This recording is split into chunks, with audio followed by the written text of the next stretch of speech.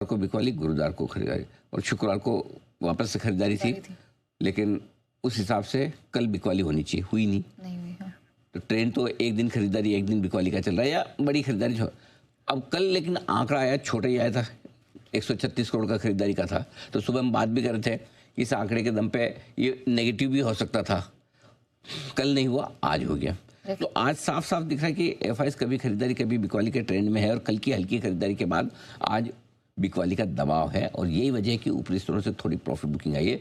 और कोई कारण नहीं आज के आपके पास कोई ऐसा रिजल्ट ऐसा आया हो जो खराब हो, कोई कहीं दुनिया भर में हमारी कहीं कोई ऐसी खराब खबर हो ना, nothing. It means purely demand and supply. और डिमांड एंड सप्लाई में सप्लाई भारी है क्योंकि ऊपर से एफआईएस ने बेचा है।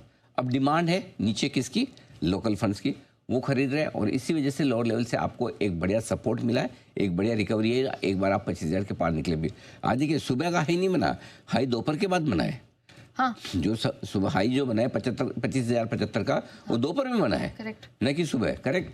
सो कल के हाई के आसपास आज फिर से पहुंचा है निफ्टी, कल के लो को तो तोड़ा है। सो मेरा ये समझना है कि रिकवरी एक तो घरेलू फंड्स की खरीदारी चाहिए, दूसरा डाउ फ्यूचर्स की मजबूती देख के भी रिकवरी आई है।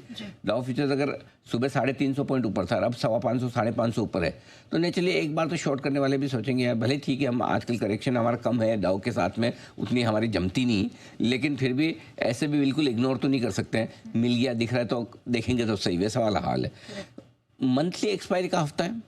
एक और कुछ एफआईज ऐसी है जो लॉन्ग ओनली है, कुछ लोकल फंड्स है जिनको खरीदना है, लेकिन कुछ एफआईज ऐसे भी हैं जो ऊपर में बेचना भी चाहती है। और यही वजह कि दोनों तरह का एफआईज का एक्शन आपको दिख रहा है और इसी वजह से थोड़ा सा उतार चढ़ाव बाजार में चाहता है। ठीक है सर, अब लेवल्स बता दीजिए जहां नजर रखनी है। देखिए बचे हुए समय के लिए जो स्ट्रॉन्ग सपोर्ट लेवल आ रहा है निफ्टी का वो 24,600 से लेकर 24,735, जिससे आप ज़्यादा दूर नहीं। 24,765 और 735 दो इंपॉर्टेंट लेवल है। 765 पे तो आप हैं ही, 735 के आसपास का आज लो बनाया, तो यहाँ से आप सपोर्ट रेंज में शुरू होते हैं। इसके बाद नीचे में 685, 665 और 615 के लेवल आएंगे जो मैं आपको आगे बता दूंगा। तो 765 के नीचे 735 है, 685, 24,685, 24,665, 24,615 ये लेवल है जो आपके सपोर्ट का काम करेंगे। तो ब्रॉडली इस रेंज में आपके लिए खरीदारी अगर करना चाहते हैं तो यहाँ करनी चाहिए। ओके 24,600, 24,735। बैंक निफ्टी 54,800, 55,000 ये रेंज है। आज सुबह 55,050 के आसपास का लो बनाया है। वैसे 55,000, 55,200 आपका बनता है, लेकिन मैं नीचे की रेंज दे रहा हूँ क्योंकि लग रहा है जिस तरीके एक बार स्ट्राइक कर सकता है नीचे की तरफ, तो 55,856, 54,800, 55,000 ये आपकी सपोर्ट रेंज होगी। क्लियर है। अब आइए ऊपर 24,950, 25,075 ऊपरी रेंज है जिसमें आते आपको प्रॉफिट बुकिंग और बिकवाली आएगी। क्लियर है। बैंक निफ्टी में 55,700, 55,875 ऊपरी रेंज है जहाँ पर आपको प्रॉफिट बिकवाली आती है। अब आप कहने के लिए कह सकते हैं कि आएगी नहीं आएगी भगवान जाने, क्योंकि कई बार ऐसा लगता है कि ऐसी रिकवरी तो आ ही नहीं सकती। अब कहाँ से अपन 55,700 बैंक निफ्टी पे वापस लगेंगे, कौन सा 500 सुबह थोड़ी सोचा था, कौन सा 500। और फर्स्ट हाफ में इतनी बिकवाली हो तो सेकंड हाफ में इतनी शार्प रिकवरी आए मिड सेशन में। अच्छा सेकंड हाफ में आए तो समझ में भी आता है, दिन भर आप वीक अंत में शॉर्ट कवरिंग आ जाए 550 डाउ देख के, लेकिन ये तो था ही नहीं, एकदम से ऐसी आई है, तो वो वाली बात है। ठीक है। अब आ जाइए बैंक निफ्टी। अब जो क्लोजिंग लेवल हैं आज 24,850 के नीचे बंद होते हैं तो आप कमज़ोर माने जाएंगे। 55,300 के नीचे बैंक निफ्टी पर बंद होते हैं तो थोड़े कमज़ोर माने जाएंगे। ये सिंपल सी चीज़ है। ठीक है।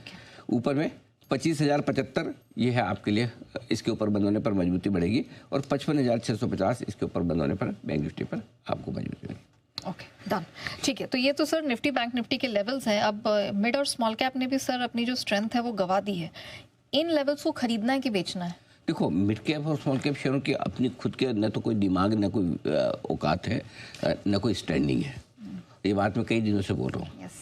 लार्ज कैप मजबूत रहेंगे तो मिड कैप चलेंगे, और अगर आपको डायरेक्शन लेना है मिड कैप और स्मॉल कैप कब तक मजबूत रहेंगे तो आप लार्ज कैप से ही फोकस करें, यानी कि Nifty bank Nifty kind of index पे फोकस कीजिए।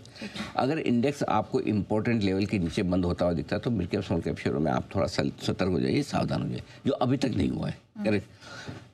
जब तक निफ्टी मजबूत है, अच्छा इसके लिए डेली क्लोजिंग नहीं देखनी, इसके लिए वो वाली ट्रेंड बदलने वाली क्लोजिंग देखनी है आपको, डेली वाली नहीं देखनी।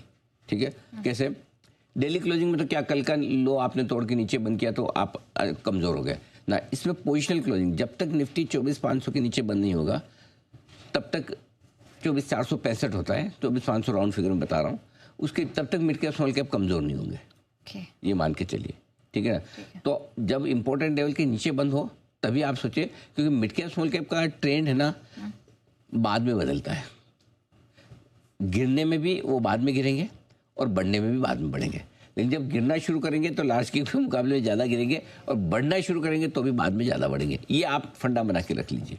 इसलिए अभी mid cap small cap share में शांति रखें, खरीदारी वही करें जहाँ रिजल्ट अच्छे। एक ही नियम बना के रखो, जहाँ रिजल्ट थोड़े भी खराब है मैं नहीं लूँगा, और जहाँ रिजल्ट अच्छे हैं वही लूँगा, चाहे मुझे थोड़ा महंगा भी लेना पड़े चलेगा। बस अभी तेज़ी वहीं हो रही है, उन्हीं शेयरों में हो रही है जहाँ रिजल्ट अच्छे हैं बस। अंडरस्टूड। आइए वक्त हुआ है अब स्टॉक इन एक्शन का।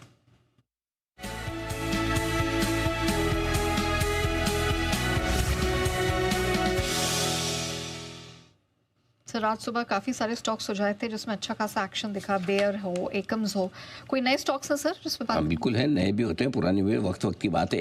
एक नया